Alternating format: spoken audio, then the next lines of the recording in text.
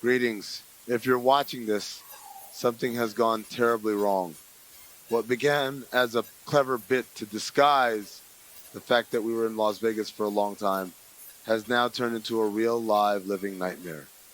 It's been 83 days, and we are still stranded in the bowels of Thomas and Mack Arena. If you're watching this, please send help.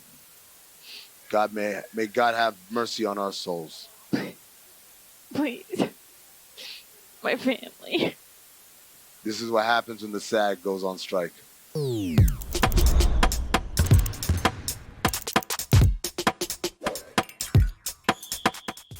Welcome, the show, Oddball, the co-host, Charlotte Wilder, the host, Amin Elhassan. The setting, I'm in Miami right now. Charlotte, you're in New York. Mm-hmm. It's almost like you're right next to me, but I assure you, Las Vegas is far, far, far behind us for this week of actual studio shows that we're going to be doing. Yes, it might look like we are in Las Vegas. It might look like we are stuck in an endless loop of Summer League, but make no mistake, we escaped. This is just like a glitch in the system. There's something wrong with you, actually. Just tap your TV a little bit. Maybe there's something wrong with your reception. Smack it. But don't smack it too hard, because we got a hell of a show for you. We sure do. I sit down with Caron Butler. He's head coach of the Summer League team for Miami this summer. He's obviously an assistant coach of the Miami Heat. He's a 2011 NBA champion, and he played a really big part in Caleb Martin becoming a Miami Heat player. I talked to him about that and a lot more. You don't want to miss that like Charlotte did. I missed it because we had a half-hour warning that it was happening, and it was before our Enough of your excuses. Also, we play a game that you may or may not have seen us play before, because I don't know where we are in the multiverse or the timeline, but it's called the segment where we read posts from NBA Reddit and watch the other one react to it. Right? Is that it's called We Read NBA. We read stuff on NBA Reddit and to the other person, and they have to react to it. NBA Read It. NBA still blows my mind. Really didn't know that that's why they call it that. They don't know that yet because that part hasn't happened yet, but it's going to happen, and you're going to figure it out. Great show. Now, Charlotte, you were saying you were complaining about your tardiness. No, I wasn't complaining about my tardiness. I apologize. She wasn't complaining about her tardiness. She wasn't tardy. She just didn't show up. Because when you're a woman on television, you have to put makeup on, or everyone's like, oh, why isn't she wearing makeup? People have tweeted at me if I haven't had as much makeup on as normal and said, are you trying to terrify us with your face? To which I say, yes, I hope you are very, very scared. I didn't have time to put my makeup on because the call time got shifted, which is why I wasn't there, which is why I'm so excited to watch this interview along with you and see what Mr. Butler had to say. Way to bring it back right there at the end, because I thought you were going to go on a long diatribe about how you're going to start not wearing makeup just to scare people on purpose, which is something you told me. I didn't bring it up. I didn't make it up. I have no inside information. I don't know anything. I did. I said, I'm just going to show up and stop wearing makeup because I think it's a garbage double standard. I think it's garbage too. How old were you when you started wearing makeup though? I don't know. I don't wear that much makeup unless I'm on set. There you go. You should have just established. Here, let me give you some hints from a vet. Okay. If you just establish this is how I am when I walk in the door, they got nothing better to do. They got to just accept it. Like, they're not like, what? I know, but like, once you show up fancy, then they're like, okay, they want the fancy every single time. Yeah, well, let's be honest. I mean, I'm also vain. Yeah, see, there you go. Vanity. Thy name is Charlotte Wilder. It's also on me. Yeah, so was it a good interview? It was a great interview. Did I miss a great time? You missed a great time. We went to Heat practice, and we interviewed Caron right there in the lobby of the practice facility for the UNLV Running Rebels. And right in the middle of it, they have this glass case with the national championship that Stacey Ogman and Larry Johnson, those guys won. And it's on this thing that rotates constantly. No way. It's a really, really cool practice facility. Like, if I was a kid on a recruiting trip, walking through that lobby I would be impressed. It would get you? It would get me. It would get me. They also have like all the Nike sneakers that they get. Like, they got the KDs. They got some Dunks that are just sitting there. I was like, they got mannequins that are wearing like tech fleeces and all that stuff. And I was like, you know what? This stuff looks like my size. I wonder, Did you take any? Are we about to see you in a bunch of UNLV stuff? If you see me looking like a running rebel, then don't say anything. Don't mention nothing. I've been to the Ohio State practice facility, Yeah. which is insane, and they have a whole wall of like a ton of LeBron shoes because he's a big pretends. Yeah. He doesn't pretend. He's a big Ohio State fan. I'm being a jerk. Although if he had gone to college, you know where he would have gone, right? Yeah. Akron. Right. He would have been an Akron Zip. Is that what they are? I always forget that. Yeah. The Zips. The Zips. That's an amazing name. Now, Charlotte, I'm very self-conscious about. We do the show out of Miami, as you can see, beautiful tropical Miami, Biscayne Bay right behind me there. I feel like sometimes we come across as a little bit too Miami-centric. We're trying to do a thing here, kid. I liked it. Beat it. Stick around. No, beat it, really. Yeah, I feel like we're a little too Miami-centric sometimes.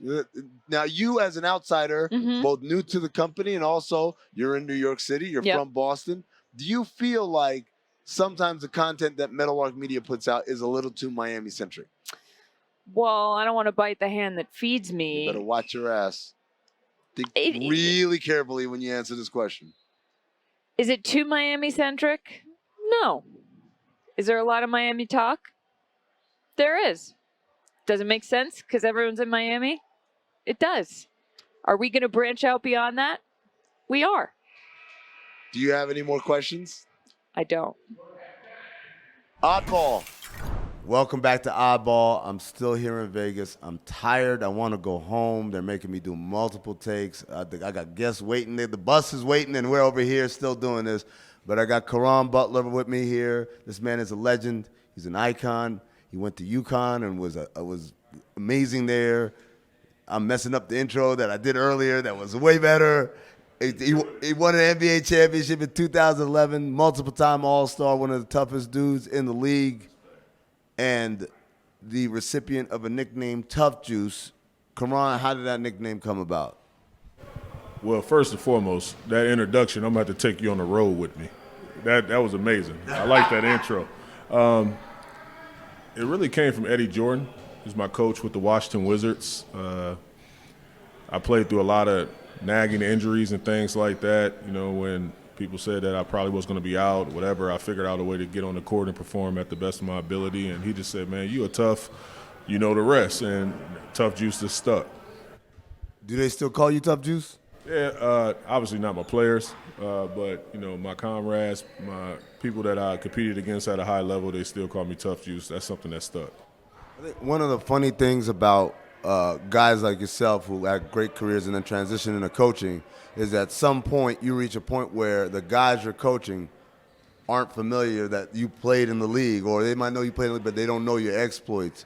Have you hit that point yet with some of these guys? I know we got some real young guys here at Summer League. I have not. A lot of the players, like I said, my dad told me about you, or my coach told me about you. Like, really pick his mind and learn the game and receive the information. So I have had a great experience with that. It was a couple guys that didn't know I had a first step to me, and they learned in scout sessions. Spo put me out there sometime with the guys, and I just show them a little something. But as I get in better shape, they see the flashes. All right, so your alma mater, UConn, won the national championship this year. First of all, where were you when it happened? What's up, Rob? Rob over here hating. Where were you when it happened, and what was the vibe like among the alumni? Y'all keep in contact and stuff like that? So everybody was there. Me, Ray Allen, Rip, you name it, everybody. Like Ben Gordon, everybody was there. And I was there at the game, my wife, my family. She went to University of Connecticut as well. It was just amazing. We keep in contact. We're always, sharing text messages, funny things, memes, whatever the case. But that fraternity is real. Once you go into that culture and to that university, you're connected for life. All right, Caron, you're the head coach of the Summer League team here. Obviously, most of these guys are not going to be on the team or part of the program, but the Miami Heat, you guys are very big on culture, and you do it the same way. I know the stuff y'all do in Miami is the same stuff you do up in Sioux Falls and the same stuff you do here. But now you're the guy who's kind of the point man in delivering that to these guys. what preparation do you go through before you start working with these guys here to make sure that you guys are consistent, basically, with the ideals of the organization? Well, the terminology is so important. So I think about the process of how I was taught, and everybody learns differently, so that's key. You think about everyone's why. And once you understand every player why, and we did that in the first team meeting, you know how to coach them. You know how to move the needle in their process. So, taking that time to do that, now I know exactly how to tell them and coach them on the principles of what it takes to put on this Miami Heat uniform. Obviously the season didn't end the way you guys wanted it to. You lost in the finals. How long does it take for you to kind of process and recover from that and look for the next thing? Does that happen on the flight home? Does that happen a week later? What's the recovery like after that happens? Yeah, I'm still processing it. It is, and still constantly working throughout Summer League, coming up with solutions, whether it's defensive schemes and other things that could possibly work going forward. But it's a learning lesson. And the best thing about that lesson is just, staying goal-oriented and coming up with solutions to move the needle going forward in the next season. One of the real bright spots during the playoff run was Caleb Martin. The story came out that how he came to be at the Miami Heat. You played a big part in that. J. Cole played a big part in that. Do you remember the original conversation and what it was when it came to Cole asking you about Caleb? Yeah, he literally said, "Do you have a roster spot?" And I was like, "Bro, we don't have no roster spots, but I tell you what we do have. We have a potential two-way situation." And he was like, "Bro, if you can make it happen, make it happen." And this is like literally a week before training camp. So we're moving a lot of pieces. We have the coaches retreat, and I just brought it to the table for everyone. And we expedited the process where we got him in front of the brass, Coach Riley, Mickey, everyone, Adam, and they loved him. And I just stayed on point with putting pressure on them, just saying, look, this is being the world to me. If you bring this talent in here, I know that he can move the needle in our process and help us. And I think the rest is history, what he's been able to do. All right, Caron, I can't let you go without asking you about this. This is a few years ago. You were on NBA TV. You had the hair. This went from serious to that. Hey, man, look, this is serious. No, this is the serious part. All that stuff was that was the softball stuff. We're about to get into the real stuff right now. What was it, first of all? I didn't even know what was it, a unit? What was it? No, it was a unit, but I'm going to tell you how it happened because people need to understand this. I'm not no clown. It ain't like I just went in there with a hairpiece. What happened was Grant Hill was filming this Fila commercial or this old school commercial, and they put the box cut back on it. So the lady was in there doing it, and somebody made a bet with me. Shaq was included. They was like, "Hey, I bet you won't go on TV with that." I was like, "I don't need the money, but I'll do it just on GP." And that's exactly what happened. I put the unit on, and then it became a thing. I put the unit on twice when I was with Spectrum, just messing with them. So it was just a fun thing I started doing. I'm trying to remember, but I think there was a story, it might even been a video, that your daughter was watching on TV. She started crying. Gia was literally crying. I said, "Baby, do me a favor. Turn on the TV. Daddy about to come on in about 5 minutes. I want y'all to turn on the TV, but record yourself." I didn't say post it, and they did, and that's why it went viral. But I said, just turn on the TV so I can see your reaction when you see me on television. It's like, "Are you going to wear a certain tie, a certain suit?" I said, it's something. I got something for you. And they just lost it. It's crazy. He's Caron Butler. He's the head coach of the Heat Summer League team, assistant coach with the team. Thanks a lot, brother.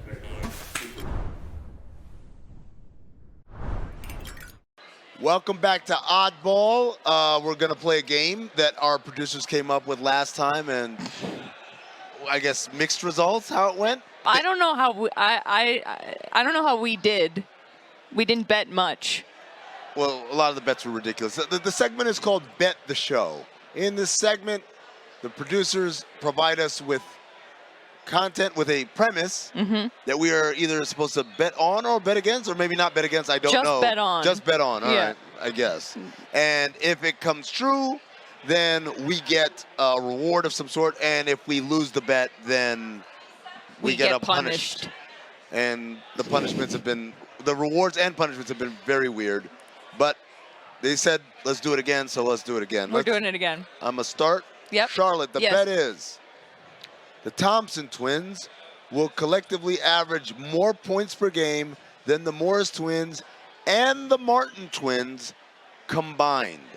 So Marcus Morris and Marquise Morris, what they score, Yes. combine that, and then combine that with what Cody and Caleb Martin score. And that final number of those 4 players is going to be less than what the Thompson twins average Yes. as rookies Yes. for 2 of the worst teams in the league.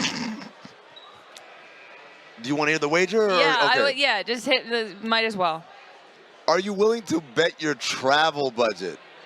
Here once again, if you win, you get 2 free check bags and extra leg room.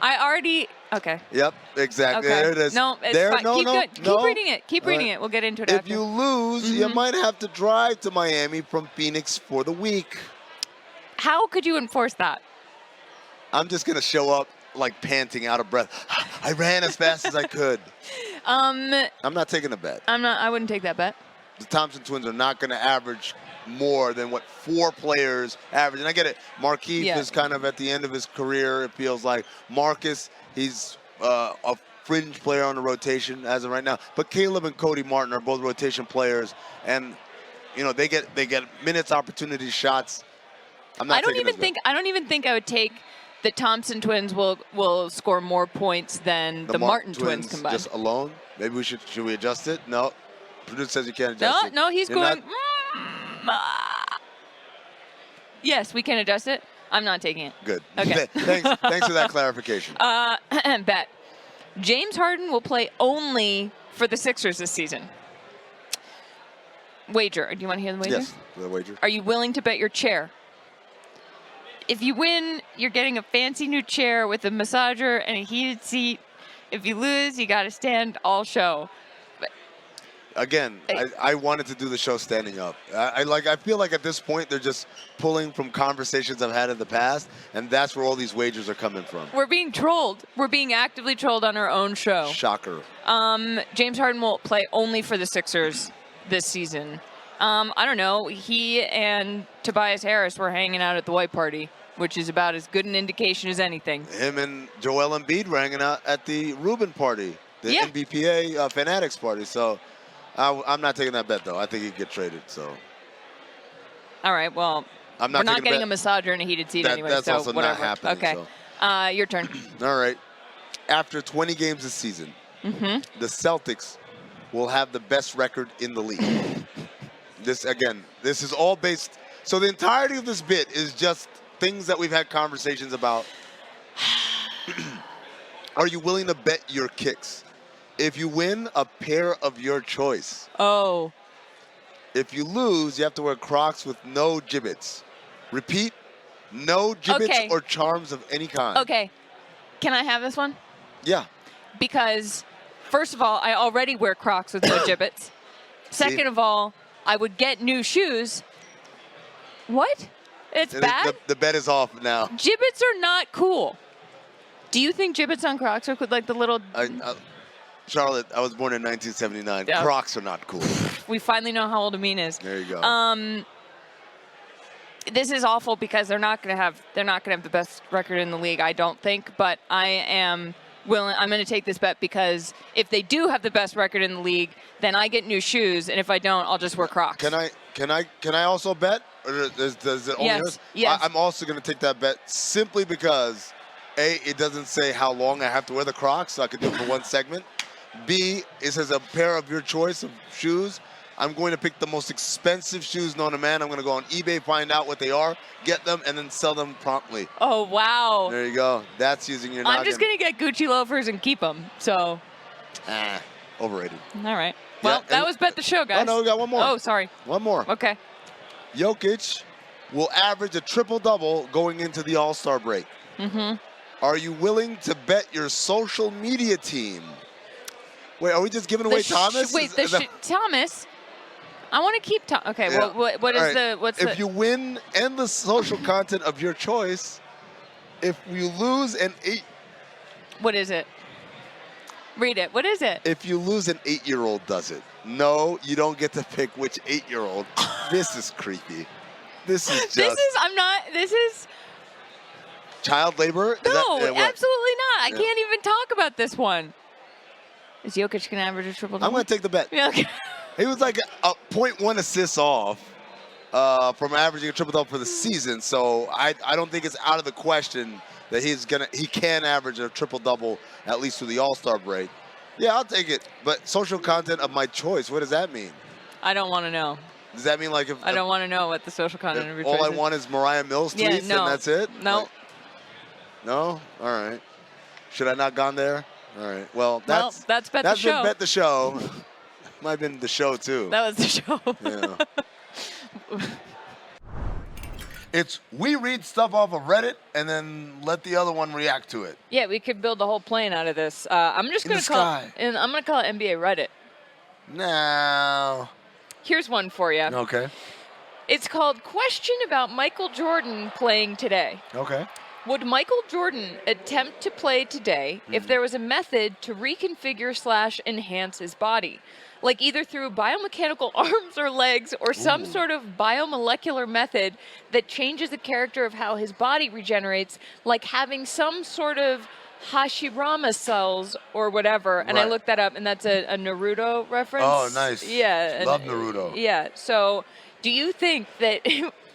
God bless the internet. Do you think that if Michael Jordan could have biomechanical Right. arms or legs, he would try to play today? So it's funny because I at first I thought you were going with if he de-aged, right? If he did basically what Harrison Ford did in the new Indiana Jones movie, and all of a sudden he's young again and he's jumping and throwing the whip, as opposed to being like Robert De Niro in The Irishman, where he looks young but he still moves like he's 78 years old. Yes. So I would say if it's de-aging, I would say yes. The Naruto thing, I think he would absolutely do it. Mm-hmm. He could not wait to get on the floor and prove to everybody that all of them aren't as good as him. Yep. Now, if it's biomechanical, like if we're talking like Bucky, the Winter Soldier, and he's got like a robotic arm and stuff, I don't know, because I think he'd feel like people are saying, well, it's just because of the arm, or like you're getting an unfair advantage. Yes, but what if it weren't public?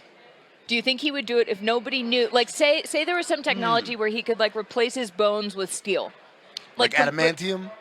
Sure. Okay. I don't know. What is that? That's what Wolverine has. His skeleton is Right. made out of adamantium. Yeah, sure. He shoots out things for the claws out of his hands. Oh, that's how he does it? Yeah. Huh. So it's like All that. right. Yeah. Fascinating. But I don't know. Or do you think he'd be too worried it would leak? Yeah, I think that's just too big of a risk. And because think about Barry Bonds, right? Barry Bonds was perhaps the greatest baseball player of all time, and then he started taking steroids, and then he did some other great stuff. But because of the steroid stuff, Right. allegedly, people tend to kind of erase everything he did prior to the PEDs, which is kind of messed up because he was a Hall of Fame player before he took a single drug. He should be in the Hall of Fame. I think Michael Jordan would risk, I don't think he would risk, or he would want to risk, tarnishing his legacy to play for a couple more years right now. Now, if it's a de-aging process, he's all in, and he'd be public with it. Like, And you don't think that de-aging is also a No. cheat because it's still his body yes. at that time? Yeah, because it just takes him back to where he actually was once upon a time, as opposed to with cybernetics, we don't know. Cybernetics. Yeah, that's the technical term. Okay. I have a question for you. I know Mm-hmm. everyone's always like, well, LeBron, MJ, but who would you most want to see MJ play today? Oh, I was like, you were going to say who I most want to see de-aged. I was going to say me. I'd want to see Michael Jordan play against Jordan Poole. Really? Yeah. I did not see that being your answer. Why? Because he strikes me as the kind of guy who would be very annoyed by Jordan Poole. And I want to see how well, you know what? Let me take that back. Patrick Beverly.